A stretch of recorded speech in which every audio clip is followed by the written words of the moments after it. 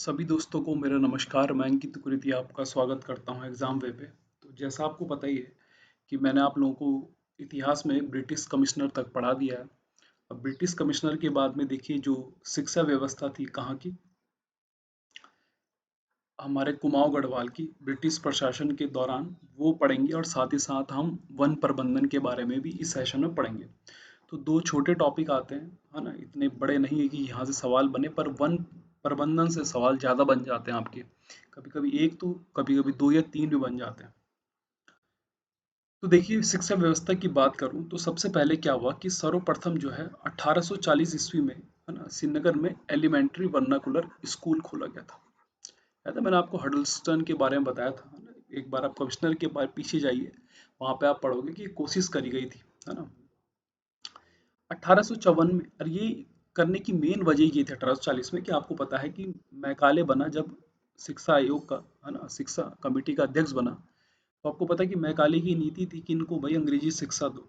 तभी से ये स्कूलों की बनना प्रक्रिया ये सब शुरू हो जाती है 1835 के बाद में। तो 1854 में शिक्षा के लिए पृथक विभाग बनाया गया, इसमें ब्रिटिश प्रशासन। 1871 यहाँ पे एक जो है फालतू लग गया रैमजे हाई स्कूल बनाया गया, कहाँ, अल्मोड़ा में। 1869 में शेरवुड कॉलेज नैनीताल का, जो बहुत प्रसिद्ध स्कूल है आज का भी। वहीं 1877 में स्टोन विले स्कूल खोला गया, बिलड़ा क्या विद्या मंदिर, जिसको कि अब नाम से जाना जाता है। 1884 में वैले जली हाई स्कूल बनाया गया। 1888 में सेंट जोसेफ कॉलेज बनाया गया।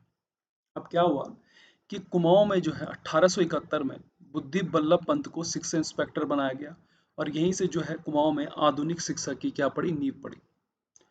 मेमोरी ऑफ राज कुमाऊं जो है किताब है, वो जी.आर. काला साहब की, और इन्होंने शिक्षा के बारे में बताया कि किस तरह से कुमाऊं में शिक्षा व्यवस्था शुरुआत हुई। अब ख्याली रमोला बड़े फेमस है ना, इतिहास में जाने जाते हैं, क्योंकि ये ईसाई धर्म की शिक्षा लेने वाले प्रथम गढ़वाली थे। भाई कौन, ख्याली रमोला, नाम बड़ा सही है ख्याली। और इनको गढ़वाल का क्या कहा जाता था, पीटर भी कहा जाता था।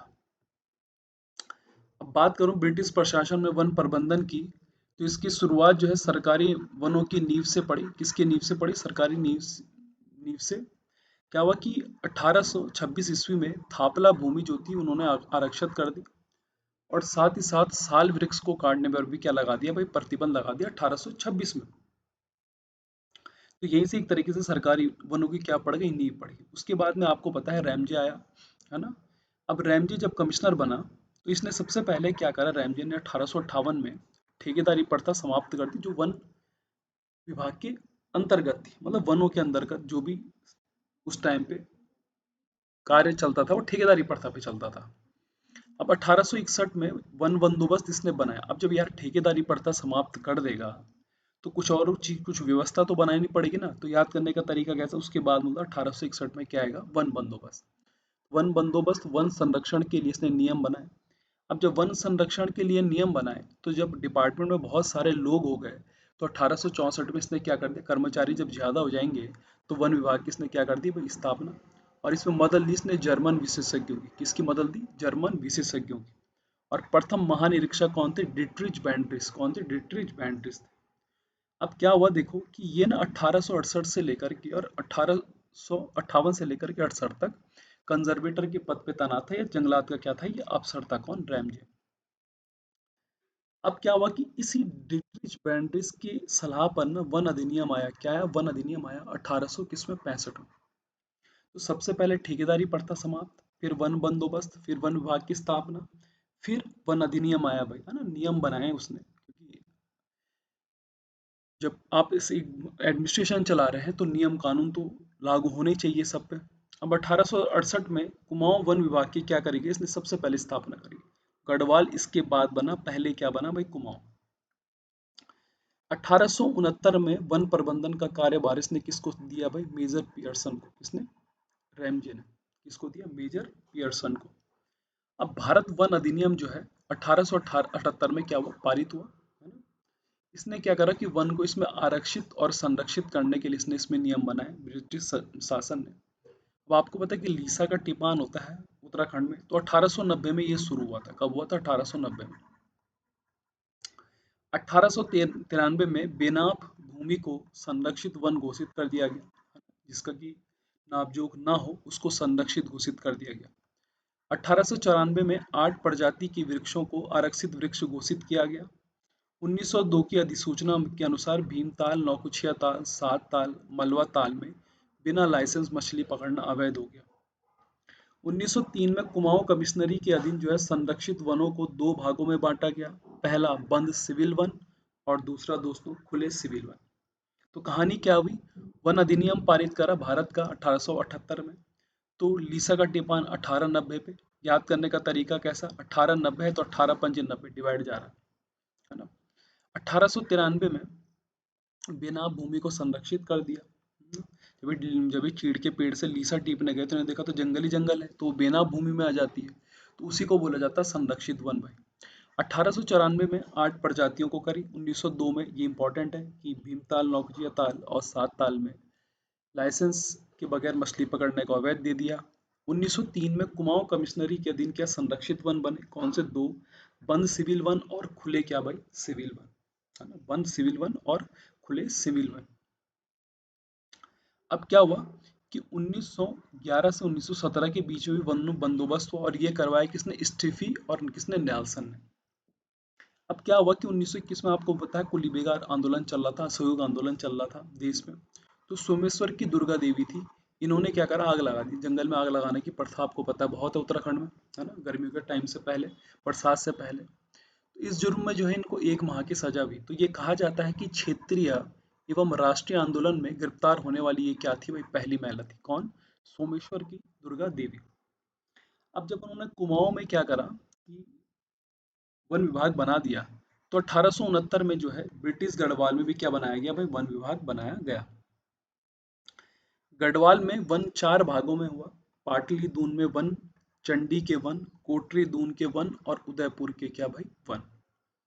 नेल्सन ने वन भूमि को 3 वर्गों ए बी सी वर्ग में बांटा। ठीक है।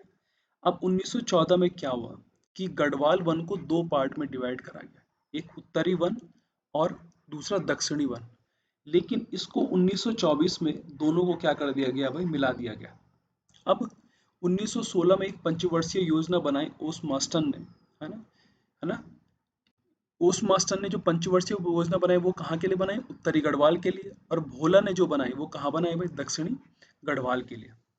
अब क्या करा कि 1916 में एक कुमाऊं संघ की स्थापना, जिसके सचिव आपको पता ही है गोविंद बल्लभ पंत थे। और ये वनों की निराकरण करने के लिए संघ बनाया गया था, कौन सा, कुमाऊं संघ। उत्तराखंड में वन पंचायत आ जाता है आपका, है ना। तो वन पंचायत जो है सबसे पहले शुरुआत हुई 13 अप्रैल 1921 को। एक फॉरेस्ट ग्रीवेंस कमेटी बनी और इसके अध्यक्ष थे पी विडम। कौन थे, पी विडम। इस टाइम पे कमिश्नर भी थे। और इसने रिपोर्ट दी 28 अक्टूबर 1921 को। इसने क्या दी, रिपोर्ट दी। ग्रीवेंस कमेटी की सिफारिश पर 1925 ईस्वी में मद्रास प्रेसिडेंसी के कम्युनिटी फॉरेस्ट के तर्ज पर वन पंचायतों का क्या हुआ, गठन हुआ। क्या हुआ, वन पंचायतों का गठन, है ना। अब इन पंचायतों का जब गठन हुआ तो कैलाश गैरोल जी को जो है मद्रास भेजा गया कि आप वहाँ की वन पंचायत व्यवस्था को समझ के आए। अब इनकी यात्रा यहाँ जो है 10 जनवरी कहाँ 1928 तक थी। उसके बाद में 1932 में चमोली में वन पंचायतों को गठन करने में भी इनका मुख्य रोल है, कैलाश गैरोल जी का। सविनय अवज्ञा आंदोलन जब शुरू हुआ तो वन आंदोलन का प्रमुख क्षेत्र जो था, है ना, वो जो था उसमें श्रेय जाता है किसको, पुरुषोत्तम उपाध्याय को और लक्ष्मण सिंह अधिकारी। सविनय अवज्ञा आंदोलन जब हुआ तो उसी समय जो है वन आंदोलन का क्षेत्र था कौन, सल्ट क्षेत्र। और यहाँ उस समय वनों को लेकर के जो जागृति फैलाई जा रही थी, जो आंदोलन को लेकर के जो जागृति फैलाई जा रही थी, वो पुरुषोत्तम उपाध्याय और लक्ष्मण सिंह अधिकारी ने मुख्य थे। अब वन आंदोलन का जो नेतृत्व था सविनय अवज्ञा आंदोलन के समय, वो कर रहा था हर्षदेव ओली। कौन कर रहा था, हर्षदेव ओली। और इसको काली कुमाऊं का मुसोलिनी भी कहा जाता है। और इसने शक्ति पत्र 1925 में जो है शक्ति पत्र का क्या करा, इन्होंने संपादन भी करा था।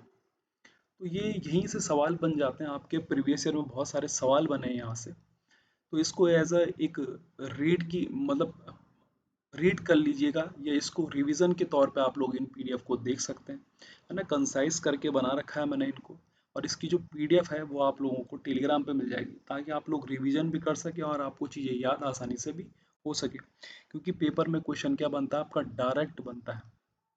तो उम्मीद करता हूँ आपको सेशन पसंद आया होगा। आज के लिए इतना ही। धन्यवाद।